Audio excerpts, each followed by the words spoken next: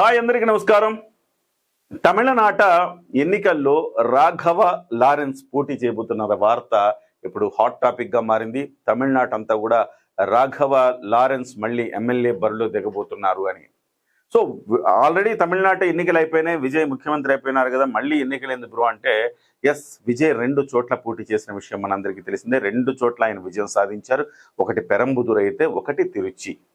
ఆయన పెరంబదూర్ని ఉంచుకున్నారు, తిరుచిని వదులుకుంటున్నారు. అది డే 1 ప్రకటించారు. మరి తిరుచిలో 6 నెలల్లో ఉప ఎన్నికలు జరగాలి.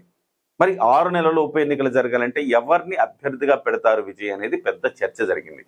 చాలా మంది అనుకున్నది ఏంటంటే త్రిషను అక్కడ అభ్యర్థిగా నిలబెడతారని చాలా మంది అనుకున్నారు. లేదా విజయ్ కుటుంబ సభ్యులు ఎవరైనా పోటీ చేస్తారని కూడా రెండో అంశం తెర మీదకి వచ్చింది.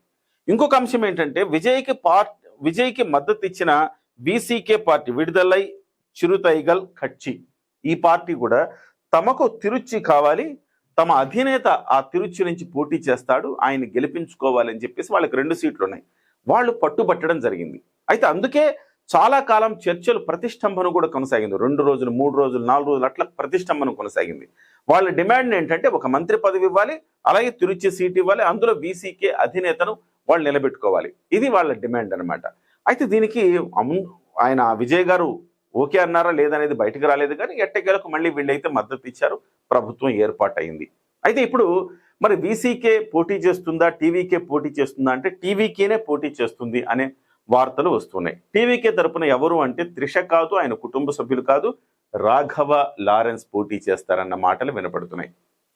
సో అంటే వాస్తవానికి ఆ సీట్లో మళ్ళీ గనక టీవీకే గెలవాలంటే ఒకటి ఆయన కుటుంబ సభ్యులైతేనే గెలిచే అవకాశం ఉంది, లేదా త్రిషకు కూడా గెలిచే అవకాశం ఉంది. ఎందుకంటే ఆమె సెలబ్రిటీ, పైగా విజయ్కి దగ్గర, ఇప్పుడు ఒక రకంగా చెప్పాలంటే అన్అఫీషియల్గా విజయ్ సహచరునిగా ఉన్నది కాబట్టి ఆమెకు కూడా గెలిచే అవకాశాలు ఉన్నాయి. అలా వీళ్ళిద్దరు కాకుండా వేరే వాళ్ళని నిలబెడితే కనుక అది ప్రతిపక్షాలకు అవకాశం ఇచ్చినట్టు అవుద్ది. మిమ్మల్ని అవమానించి విజయ్ ఈ సీటును వదులుకున్నాడు అని చెప్పే అవకాశం ఉంది. కాబట్టి అక్కడ విజయ్ వేరే వాళ్ళు కనుక వీసీకే నిలబడ్డా, లేకపోతే వేరే ఇతరులు నిలబడ్డా ఆ సీటు టీవీకే నుంచి పోయే అవకాశం ఉంది. అయితే మధ్య మార్గంగా అంటే ఇటు కుటుంబ సభ్యులను కానీ త్రిషణగా నిలబెడితే ఒక స్వార్థపూరితమైన ఆలోచన చేసినట్టు ఉంటుంది. కాబట్టి అలా కాకుండా మధ్య మార్గంగా రాఘవ లారెన్స్ అందులో పోటీకి పెట్టాలని భావించినట్టుగా చెప్తున్నారు.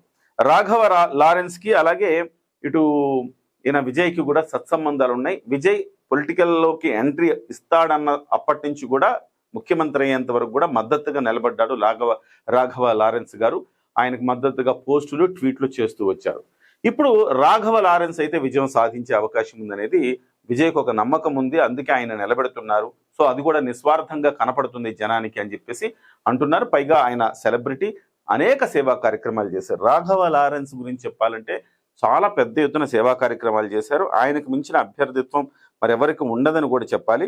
సో ఆయన చేసిన కార్యక్రమాలు, సేవా కార్యక్రమాలు ఒకసారి మనం చూస్తే గనక ఆయన గుండె శస్త్రచికిత్సలకు కొన్ని అయితే ఫ్రీగా చేయించారు, కొన్ని ఆర్థిక సహాయం ఆయన చేయడం జరిగింది. అనాథలు, దివ్యాంగ పిల్లలకు ఆయన సహాయం చేసేవాళ్ళు, వాళ్ళకి ఆర్థిక సాయం చేసి వాళ్ళు బతకటానికి ఆర్థిక సాయం చేసేవాళ్ళు ట్రస్ట్ ద్వారా. అలాగే విద్యా సాయం చేశారు, అనేక మందికి పుస్తకాలు, ఫీజులు కట్టడాలు, ఇవన్నీ కూడా రెగ్యులర్గా ఆయన ట్రస్ట్ చేస్తూనే ఉంటుంది.